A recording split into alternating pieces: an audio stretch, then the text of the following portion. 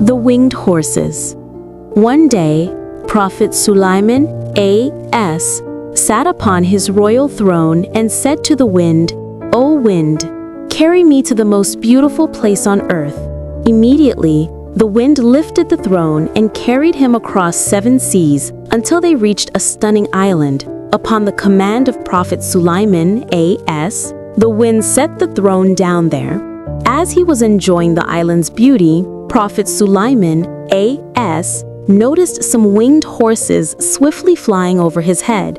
He was mesmerized by their magnificent appearance and stared at them. But in a moment, the horses vanished from sight.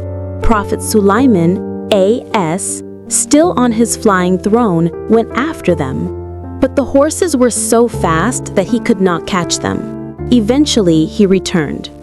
The next day, in his royal court, he discussed the matter with his wise advisors. He asked, "Do you know where those fast-flying winged horses can be found?" A soldier replied, "Your Majesty, we have never heard of such horses, but perhaps the king of the jinn might know." Prophet Sulaiman A.S. commanded, "Summon the king of the jinn." Several soldiers went to deliver the news to the king of the jinn. They approached him in awe and said, "O king of the jinn, Prophet Sulaiman A.S. has summoned you." The king of the jinn arrived at the royal court and said, "Your Majesty, I am ready to follow your command. Why have you called me?" Prophet Sulaiman A.S. said, "There are winged horses on an island in the middle of the sea. Capture a few of them and bring them here." The king of the jinn became worried and said, "Your Majesty, please give me another command. This task is beyond my capabilities." A soldier immediately scolded him, "You cannot obey the command of Sulaiman?" The king of the jinn replied, "Your Majesty, the horses are so fast that catching them is nearly impossible. However, there is a jinn named Subdue who is hiding deep in the sea. He might be able to do this task." Prophet Sulaiman A.S. commanded, "Bring him and have him catch the horses." The king of the jinn and his companions went to the seashore. They called out loudly, "O Subdue, come out." Receiving no answer, they tricked him and said, "Subdue, good news. Prophet Sulaiman A.S. is no more. He has died." Hearing this, Subdue emerged joyfully from the sea. The king of the jinn said, "Now we shall be the kings of the world. Let's go." As they traveled, they captured Subdue the jinn and brought him to the royal court. Seeing Prophet Sulaiman A.S., Subdue the jinn began to tremble with fear. He said, "Your Majesty, I was hiding in the sea out of fear of you. I am a great offender. Please forgive me." Prophet Sulaiman A.S. said, "I will forgive your offense if you can perform one task for me. Bring the winged horses from the island in the sea." Subdue was astonished but said nothing. The group of jinn went to the island. Subdue said, "These horses are nearly impossible to catch. However, I have a plan. The horses get tired and come to the water to drink. We will mix an intoxicant in the water. Once they are intoxicated, we will bind them." Everyone liked the plan. They mixed the intoxicant into the water and hid. A short while later, the winged horses came to drink. After drinking the water, they became intoxicated. The jinn then bound them with ropes. They brought the horses before Prophet Sulaiman A.S. The beauty of the horses was so captivating that Prophet Sulaiman A.S. stared at them intently. While gazing at the horses, he forgot the time for the Asr prayer. The sun was about to set. Suddenly, remembering the prayer, he was startled. He repented and said, "O Allah, enchanted by this beauty, I forgot my worship of you. Forgive me, pardon me." He began to tremble. Allah commanded Angel Jibril A.S. to tell the sun to delay its setting, to slow down. Angel Jibril A.S. told the sun, "Do not set until Prophet Sulaiman has finished his prayer." The sun set late that day. It was delayed in its sinking. He finished his Asr prayer. Then, angered by the horses, he commanded, "Bring those horses before me." When the horses were brought, He cut off their wings. Then a voice came from the unseen. "O Sulaiman, you have proven that everything on earth is trivial and the love of Allah is supreme to you." The Judgment of Babel. One day, Prophet Sulaiman, A.S., was traveling alone on his flying throne. On the way, he saw a jinn approach him with a fearful and worried expression. He asked, "What is the matter? Why are you so afraid?" The jinn replied, "O Prophet of Allah, a group of jinn near Babel is oppressing human beings. They are committing tyranny against us. Not only that, but they are using sorcery to create chaos among people. As a result, people are losing their faith and deviating from the right path. Your Majesty, please deliver justice." Hearing this, Prophet Sulaiman, A.S., wasted no time and set off for Babel on his flying throne. He reached the stronghold of the jinn in an instant. He said, "O arrogant jinn community, fear Allah and return to his path." The jinn did not know how much power Allah had given him, so their leader said, "We do not fear anyone, nor do we care for anyone." Some jinn surrounded his flying throne and shouted with arrogance, "Who are you? We do not recognize anyone.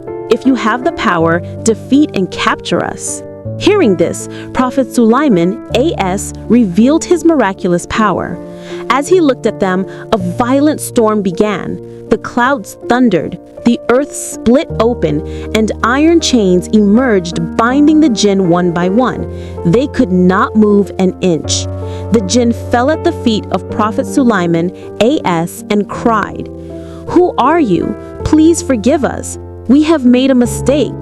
He said, "I am the son of Dawood, the prophet of Allah, Sulaiman, A.S.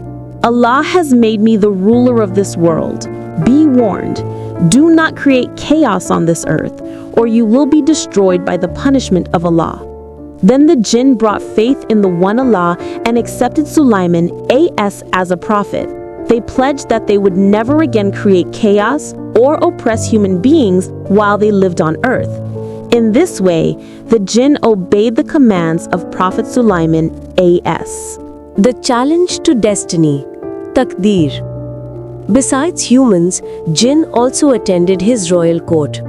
One day, Prophet Sulaiman, peace be upon him, was discussing destiny, Taqdir, with the humans and jinn. A powerful jinn said, "Your Majesty, if destiny is unfavorable, we can change it. We have that power."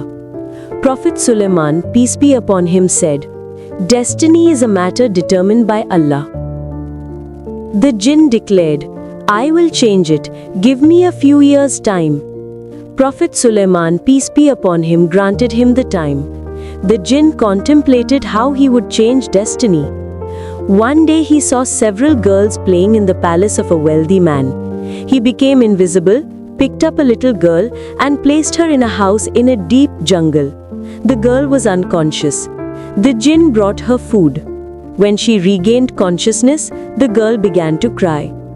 The jinn appeared in the form of a darwish and said, "Don't worry, everything will be fine in a few days." The girl stayed there. Years passed, and she grew into a young woman.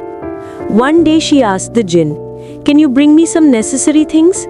The jinn replied, "Certainly, stay in the house, I'll be right back."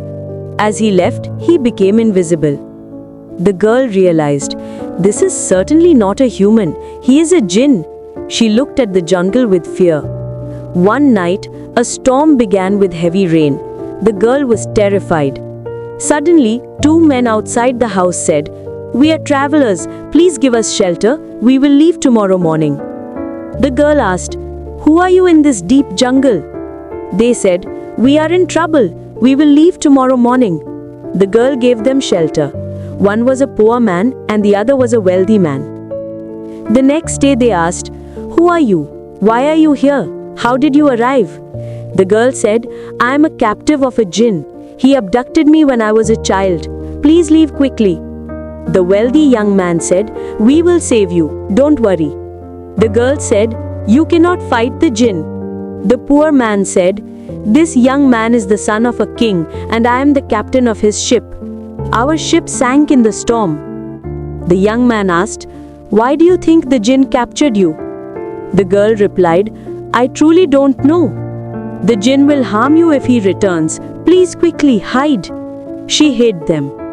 The jinn came back with food and said, "Something feels different today. Did anyone come here?" The girl said, "Who would come to this secluded jungle?" The jinn said, "I am going to the royal court. I might be late in returning." The jinn left. The ship's captain suggested, "Marry each other and return to civilization. I will gather people and rescue you." They got married. The captain returned to the city. They lived quite happily and peacefully. But they could not escape the jinn's grasp. The jinn returned and said, "Get ready. I will take you to the court of Prophet Sulaiman today. I want to win my argument with him." The jinn then flew the house and took it to the royal court. He said, "Your Majesty, 10 years ago we had this argument. You said destiny cannot be changed, but I have changed it. This girl was destined to marry the king's son, but he died in the storm. Now she will marry someone else." Prophet Sulaiman, peace be upon him, commanded, "Open the door of the house." As the door opened, the girl and her husband came out. The jinn was dumbfounded seeing this. He asked them, "Who are you? Who is this young man? How did you get here?" The girl then explained the entire story. Prophet Sulaiman, peace be upon him, captured the jinn and ordered his execution.